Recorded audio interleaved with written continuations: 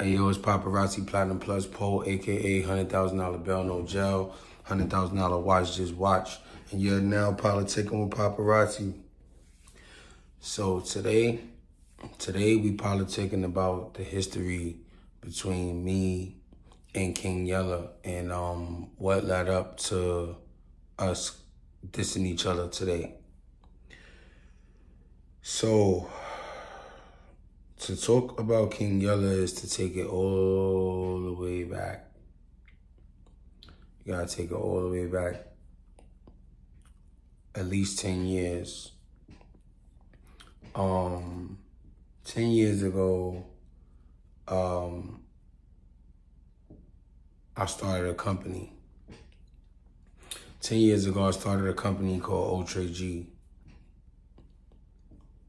Me, Tommy G's, Cardi B. The first artist on the company was Sosa. Shout out Sosa Bugatti. We did a song called Ultra G.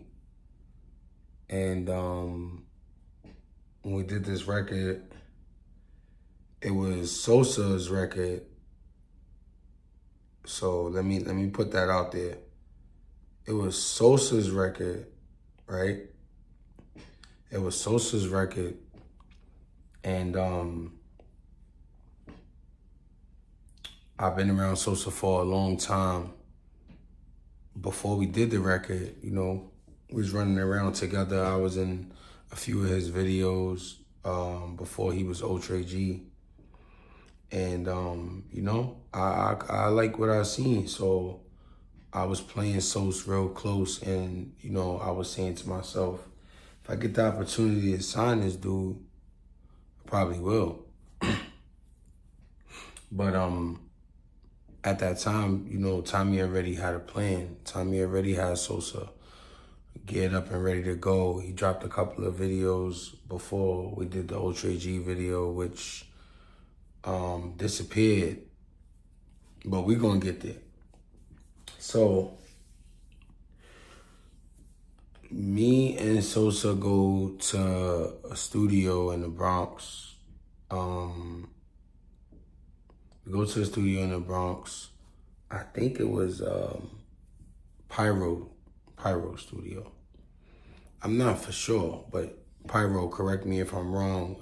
I know you're probably gonna see this video, but I think we went to Pyro Studio to record Ultra G, and it was weird because at first, like I said, I was interested in working with Sosa, and then me and Tommy had a disagreement when it came down to the business for the company. So I basically told Tommy, like, yo, I'm not, I ain't getting on that song, bro, if you gonna put King Yella on that song. Because at that time, I was running around with A1 Flea. I was running around with Dirk. I was running around with, yeah, basically the OTF Coke boys at the time. So me personally, I just knew like it wasn't a good look for me to do a song with they ops. So I was telling Tommy, I was like, yo, listen, man, I don't know what's going on with you and Dirk and why you even want to even deal with his ops right now, knowing that I'm in the process of working with him and we kind of already got a song done. And, you know, he insisted. He's like, yo, listen, Dirk is charging too much. We did a lot for Dirk. For him to be charging us that much, bro, he don't respect us, bro. We need to reach out to the niggas that's cheaper than Dirk, but we could kind of get the same effect, like, you know, like this Chirac to New York kind of thing. So it wasn't a BD-GD thing, you know. And Tommy he was thinking like a manager. He was thinking, okay, you have a Chicago / Atlanta / New York cadence, and I think that you should be doing records with those dudes. So we agreed to disagree And we came to the conclusion that I was going to just put a verse on it for Sosa and let Sosa release it. And then they could do a remix on their own, you know, without me. So I did my verse. We was there till like the sun came up, getting the song done. I remember like it was yesterday. We ended up taking a picture after we left the studio. Yeah, it was either Pyro Studio or Ruger Red. I'm not sure, but we're gonna get to the bottom of that in the comments. Pyro or Ruger Red, one of y'all chime in these comments and let me know if we recorded Ultra G with you or you. So after Ultra G was done, I was actually happy. I liked my verse. I liked Sosa verse. I felt like he should have did a few adjustments, but, you know, it was already real late. So I took it as it was. And in the midst of that, I scheduled a video. With Church Crew and Cross Films to come shoot. I had a booking that day. We were supposed to go down to my man spot. I forgot his name, but he's a cameraman. He invited me out to a spot. And, you know, he threw me on the flyer. He offered me a little bit of bread. At that time, I was just getting $500 for everything. So, yeah, after that, we proceeded to start shooting the video. And for some reason, Tommy didn't want to be in the video. I don't know what the reason was. I don't know what his plan was, but he didn't want to be in the video. So we ended up shooting the Ultra G video on 113th, between 113th and 114th in St. Nicholas. And the video was horrible. You know, no disrespect to Church Crew, but the video was horrible. We didn't really have that many scenes. And I think that footage was to add to the footage that King Yella's cameraman had in the future. I don't know what we was going to do with it, but we ended up releasing a one-shot still video on Church Crew's page. So if you go look on Church Crew's YouTube, you can find Popperazzi Pole Shooters. Why does it say Popperazzi Pole Shooters? I'll get to that also. So we shot a few scenes, and I guess according to Sos, we were supposed to shoot some more another day when we was dressed a little bit better, and it was a lot less.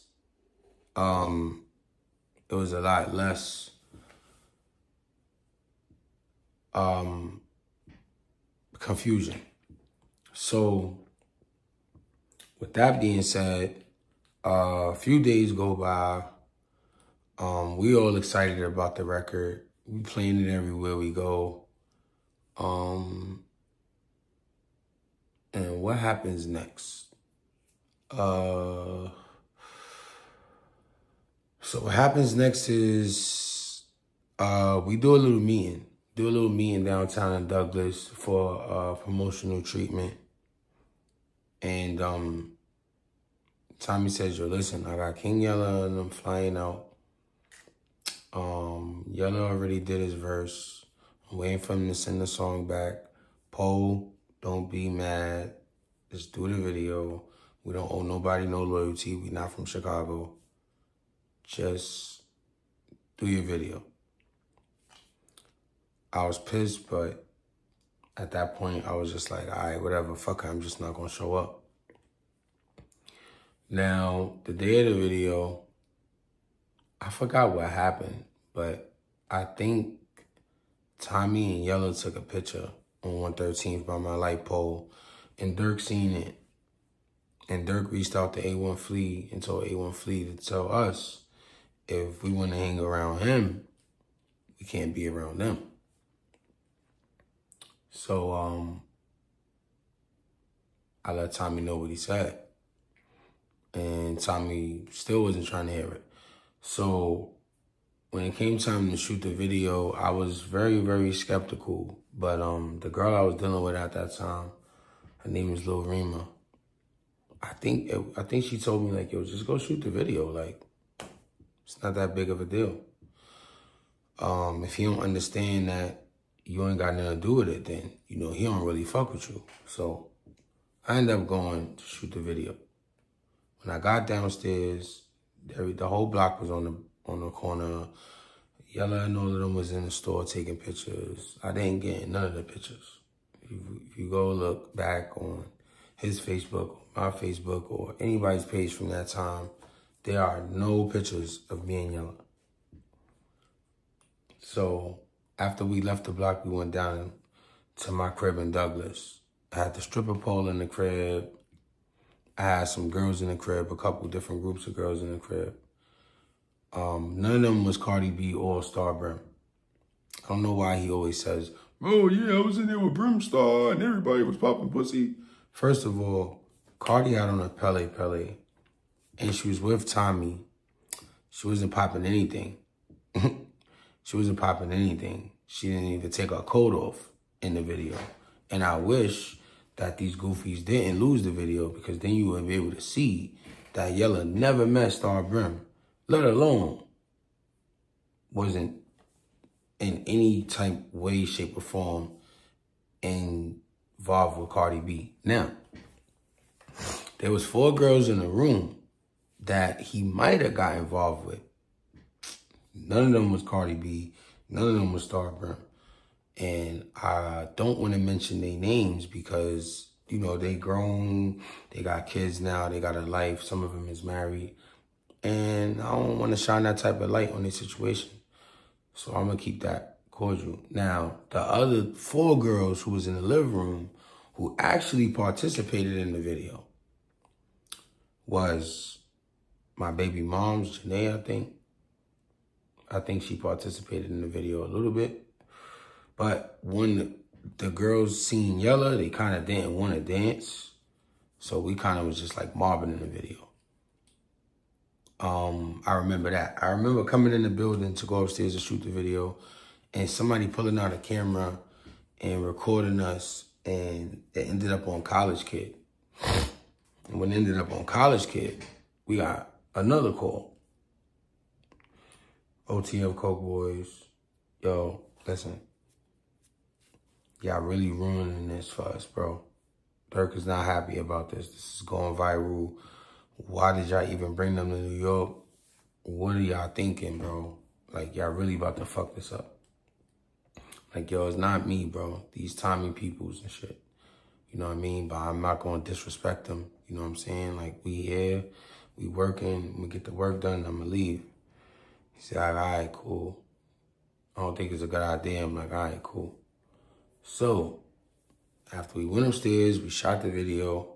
After we shot the video, we left. We went back to my block, and I went in the crib, and they broke night. On the roof. They didn't have a hotel room. They didn't have nowhere to go. They broke night.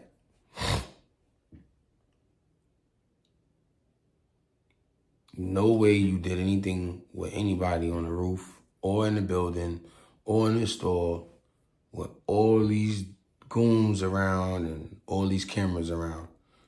Never happened. Okay. What did we end up doing? Not sure if it was the same night or the next night. Don't quote me on this, but might have been the same night. Might have been right after we left the crib. We went to Sue's. And when we went to Sue's, it was about to let out. And we came in Sue's. Yella went to the bathroom. He had like a verbal altercation with somebody by the bathroom. I went over there. I diffused the situation. Yella stood on his two. Can't lie. He stood on his two. He's probably the biggest person in the club. But at that point, Yella realized that Sosa was blood. I don't think he knew that Sosa was blood. And I don't think Sosa was really claiming blood at that time around us, but I guess he bumped into somebody and they did like a blood handshake. And Yella caught the wind that Sosa was blood. Like, y'all thought y'all got beef with Bloods. I'm like, yeah, we do. He like, yo, so why I seen your man Sosa talking to the homies over there and throwing some shit up and spitting some shit to them. I'm like, yo, listen, bro, this is New York. They double bang. A lot of people ain't gonna say that shit around me, but, you know, a lot of niggas be double banging. He like, word? He like, yeah, I don't like that shit. So he had a bad taste in his mouth when it came to Sosa. Okay, so with all of that being said, they leave. They left. I don't know what happened. I don't know what's their excuse, but the camera, the footage, somehow it got destroyed. Thank God for that. Thank God that that video got destroyed, because I really don't care too much about having a video out with Yella. I never really cared about doing a song with Yella. I don't know why Yella keeps going on all these platforms talking about I paid him for a feature. I never paid you for a feature. Tommy paid you for you to do a feature with Sosa, and they begged me to get on the song. Don't make me make Tommy do an interview, because I'll reach out to him and I would make him do an interview so we could clear all of this up, because I'm tired of you being on all these platforms lying. Okay, so after that, I don't know what happened. Yella goes back to Chicago. Tommy gets locked up. I get locked up. But before I got locked up, I went to Chicago. When I went to Chicago, I met a whole lot of people, different gangs. I went to different locations. I hung out everywhere where they hang out at. I didn't have a problem at all. Cardi had a booking and she had to show up at a radio station. We did that. At that booking, I believe we met one of Dirk's assistants / babysitters. Some light-skinned girl, and she was just drunk and venting to us about having to always watch Dirk kids and how him and his baby mother don't be around to watch the kids. We didn't care about that. Moving along. As all of this is transpiring, I'm coming back and forth to Chicago, When I come back this particular time, Yella gets shot. When Yella gets shot, we do interviews about it, and Duck pulls up finally for the first time. It's my first time meeting Duck. Every other time I came out there, I didn't meet him. So, rest in peace, Big Clout. He pulls up, and the first thing he do is he pass Yella a gun, and he say, yo, it's time to go get your get back. Now, I forget which block we was driving through, but I just dog pound for some reason, staying out for me. But I'm not sure exactly where we was driving through, but we was driving through one of the op blocks, and Duck passed Yella the gun and told Yella, yo, get your get back. Now, what did Yella do? Yella said, hell no, nigga, I got a bus ticket. I mean, a plane ticket. I'm getting the fuck out of here, bro. They can have that shit. I don't care about it. This shit is a little bullshit shot. He didn't even care that his ex-girlfriend almost got killed too. He was just ready to go. And I believe that when Yella abandoned all of us, I think that's how the Little J and the Queen D thing happened. Y'all could quote me if I'm wrong. Maybe they was messing around before that. I don't know. But I know while I was around, I never seen it. So after that, we figure out Yella is a coward. Now it's just, you know, it's kind of like us against the world at that point. Yella leaves us, and maybe a few weeks down the line, I'm still in Chicago, or maybe I came back, and Yella called me bitching and complaining about how Lil J and me and Billionaire and J Mane and all of us fucking his girlfriend and we disloyal and fuck us, he hope we die in Iraq and all this bullshit. So from that point on was the last time that I considered me and Yella being friends at that point. I go back to New York.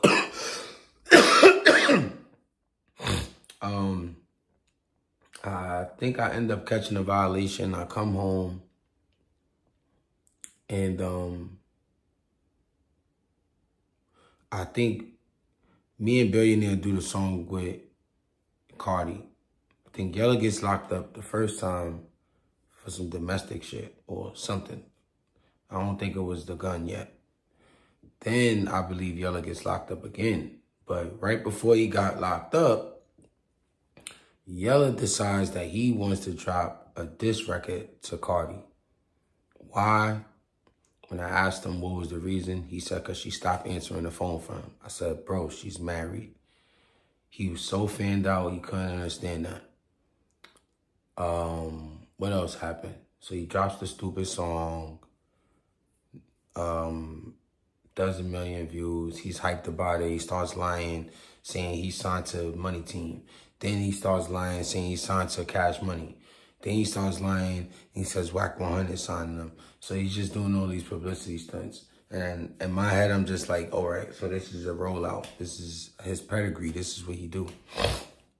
But he's lying on his dick and he's making me look bad because to say that you fuck Cardi B is to say that I was around when you fucked Tommy Girl, which makes absolutely no sense. Especially you and Tommy supposed to be cool. Makes absolutely no sense. I don't even know why you even think it's cool to act like you even had sex with her when you did. It's just weird. So right then and there, our friendship was done. After that, he came home. He seen what we was doing. He was jealous. He started playing catch up. He bumped into some money. He started to try to style on us, but at the same time, trying to like teach us a hustle that we already kind of knew. Me and J Mane was already like exchanging ideas. He was already doing skits and doing blogs. He just lost his page. And, you know, Yella came home and, you know, everybody kind of like locked in to help everybody. He said in his interview that his problem with me was I started claiming extortion gang. He's a dick sucker because we all was claiming extortion gang until he didn't want to get his get back and he moved his ass to Vegas. That's when he stopped jacking extortion gang. So correct yourself when you're saying that I'm fanned out because I was jacking extortion gang, because we all was jacking extortion gang. Us together as an entity was extortion gang. Like FBG, Skeezy World, Cloud Boys, whatever. Us together collectively was extortion gang. Rest in peace, Brick and Kobe. Rest in peace, Big Cloud. So you can stop saying that. And lastly, me and J Mane start exchanging ideas. We start trying shit. The shit's starting to work. Everybody starts getting jealous in our circle. Everybody's against what we doing. And then turn around and now everybody's with what we doing, which is kind of funny to me nowadays because I remember when everybody was mad at us. But now everybody's doing what we're doing. And now we're not getting credit for being the originators because, oh, Yella, I was blogging before y'all. No, you was not, bro. You had motion with the blogging before us, but you was not blogging before us. What else? Then after that, like I said, he was just kind of like trying to rub it in everybody's face. Like, yeah, I'm doing better. So I decided to build my channel off talking about all the stories that I had with King Yella. And he started to get mad about that. He didn't want to really respond until it made sense to him. And then when he did respond, he wanted to make a big joke out of it, which made no sense to me. But it was cool. You know, the internet is the internet. It's all entertainment. I'm saying all of that to say this. If I missed anything, I'll double back and I'll do a part 2 to this video. But I don't think I missed anything. that basically was me and Yella's relationship in a nutshell. Like I said, Yella's just a hater. Yella blamed me for having sex with his girlfriend. Yella just makes up lies on the internet just for attention. And when we're making jokes on the internet, we become dick suckers. I became an FYB dick sucker after I was an extortion gang dick sucker, when we all was extortion gang. But let Yella tell it. I'm just dick riding. I don't know what else happened. But what I do know is it came to him dropping a Get It With Me. Well, he dropped another diss track before that. I forgot the name of it. It was so trash. But he dropped a Get It With Me. He decided to speak on me. So now I dropped a Get It With Me. Well, it's dropping. And I'm playing around on it. Like, I can't really seriously make a real live diss track for somebody as trash as King Yella. Like, if anybody sits there and writes a diss track for King Yella, you need to kill yourself. So, I don't really know what else to say at this point. Like, you know, it's summer. It's coming up. Spring already broke. Records is coming out. Be flooding them. Be flooding y'all with content. Just please be patient. You know, it'd be a lot going on. I'm only human.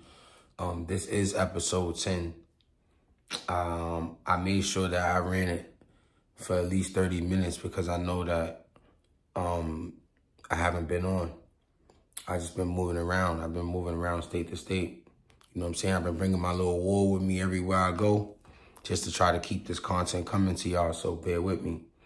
I need y'all to like, comment, and subscribe because we almost had 1,000 subscribers, and, you know, let's just open up this algorithm, man. Let's get this page busting.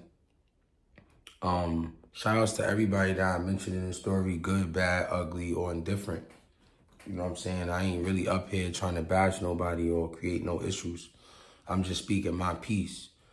Yella boy, man, just, you know, come with your best shit, man. You know, the first round, you know, it's the first round. I mean, I'm geared up and ready for round 2. So, you know what I'm saying? Let's go. Come with it, man. What he say? Get up with me, or get in with me, or whatever he said. So, you know, you politic with Popperazzi. Like I said, like, comment, share, subscribe, hit the notification bell. I need y'all to get in that community section, man, and start talking to me. I need y'all to get in them comments and start talking to me. I need y'all to give me some ideas on some stories that y'all want to hear from me that's clean and that's not going to get nobody locked up. I'm trying to keep it positive. I'm going to keep it positive. I'm not going to let nobody influence me to do nothing other than that. So I'm saying all that to say this. Listen, who needs enemies when you have friends like Yella?